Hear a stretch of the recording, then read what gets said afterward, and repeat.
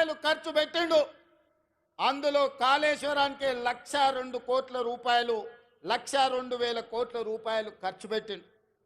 1,02,000 కోట్ల రూపాయలు ఖర్చు పెట్టి ఆనాడు పండిన పంటను కాళేశ్వరం నీళ్లతో పండించిన అని గొప్పలు చెప్పుకున్నాడు.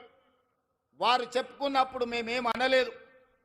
కానీ వారు కట్టిన ప్రాజెక్టులు సుందిల్ల కావచ్చు, మేడిగడ్డ కావచ్చు, అన్నారం కావచ్చు, ఈ బ్రిడ్జ్లు బారేజీలు కుప్పగూలిపోయి చుక్క నీరు లిఫ్టులు చెయ్యకపోయినా ఈనాడు కాంగ్రెస్ పార్టీ అధికారంలోకి వచ్చిన తర్వాత కాంగ్రెస్ పార్టీ కట్టిన ప్రాజెక్టులు అది జూరాల కావచ్చు, శ్రీశైలం కావచ్చు, నాగార్జున సాగర్ కావచ్చు, నెట్టంపాడు కావచ్చు, కోయిల్ సాగర్ కావచ్చు, శ్రీరామ్ సాగర్ కావచ్చు, మంజిరా కావచ్చు, లేకపోతే శ్రీపాద ఎల్లంపల్లి కావచ్చు, ఇందిరా సాగర్ కావచ్చు, సీతారామ సాగర్ కావచ్చు, ఈ ప్రాజెక్టులన్నీ ఆనాడు కాంగ్రెస్ పార్టీ కట్టి ఆ ప్రాజెక్టుల ద్వారా నీళ్లు ఇచ్చి వరుణుడు కర్ణిస్తే ఈ సంవత్సరం కాళేశ్వరం లేకపోయినా చుక్క నీరు ఇవ్వకపోయినా 1,53,00,000 మెట్రిక్ టన్నులు చరిత్రలోనే స్వతంత్రం వచ్చినప్పటి నుంచి ఈనాటి వరకు 75 సంవత్సరాలలో ఏ రాష్ట్రం ఉత్పత్తి చేయనంత ఉమ్మడి రాష్ట్రం 23 జిల్లాలు.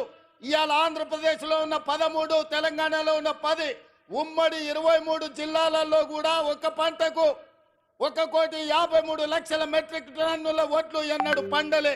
మరి ఇవాళ తెలంగాణ రాష్ట్రంలో ప్రజాపాలనలో మన ప్రభుత్వంలో ఒక పంటకు 66 లక్షల ఎకరాలలో 1,53,00,000 మెట్రిక్ టన్నుల వడ్లు పండి